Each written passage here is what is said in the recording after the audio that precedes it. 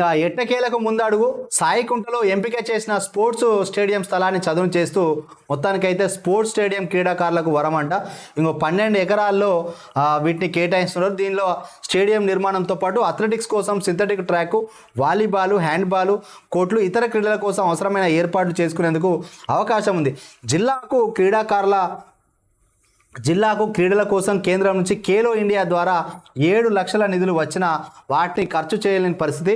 క్రీడలను ప్రోత్సహించాలన్నా, క్రీడాకారులను తయారు చేయాలన్నా స్టేడియంతో పాటు క్రీడలకు స్థలాన్ని కేటాయించాలని క్రీడా సంఘాలు ఎన్నో ఏళ్లుగా కోరుతున్నాయి. ఎట్టకేలకు జిల్లాకు క్రీడా స్థలం కేటాయింపు పనులు వేగవంతం అవడంతో మరికొద్ది రోజుల్లో స్టేడియం నిర్మాణం పూర్తి అవకాశాలు ఉన్నాయి.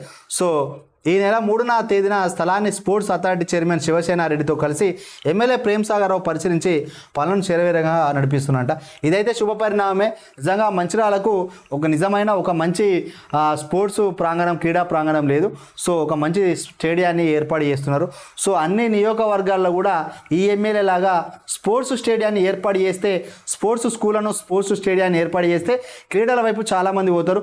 మనకు జాతీయంగా, అంతర్జాతీయ ఒలింపిక్స్లో కూడా పథకాలు తెచ్చి మట్టిలో మాణిక్యాలు ఇక్కడ తయారయ్యే అవకాశం ఉంది. సో నియోజకవర్గ ఎమ్మెల్యే దీనిపైన దృష్టి పెట్టాలి. ఏదో వచ్చినమా పోయినమా అన్నట్టు కాదు, గిసోంటి వాటిపైన దృష్టి పెట్టాలి. మరి ఎమ్మెల్యే ప్రేమ్ సాగర్ రావు గారు మరి మంచిగా పని చేస్తున్నారు. అటు హాస్పిటల్ నిర్మాణం చేస్తున్నారు, కాలేజీలను, క్రీడా ప్రాంగణాలను ఏర్పాటు చేస్తున్నారు, గిరిజన విద్యార్థుల సంక్షేమం కోసం చేస్తున్నారు, మెడికల్ కళాశాలను తనిఖీ ఆయన మంచిగా చేస్తున్నారు, అభివృద్ధి మంచిగా చేస్తున్నారు. అందరూ అంటారు కొంత పక్షపాతం వివరించిండు, కొంత రౌడీజాన్ని ప్రోత్సహించినారు. కానీ మరి ఇక్కడ చూస్తే వార్తలు మాత్రం ఆయన ప్రజల అభివృద్ధి కోసమే పనిచేస్తున్నాడో తెలుస్తుంది. చాలా పెద్ద వార్త, దీన్ని షార్ట్గా చెప్పడం జరిగింది.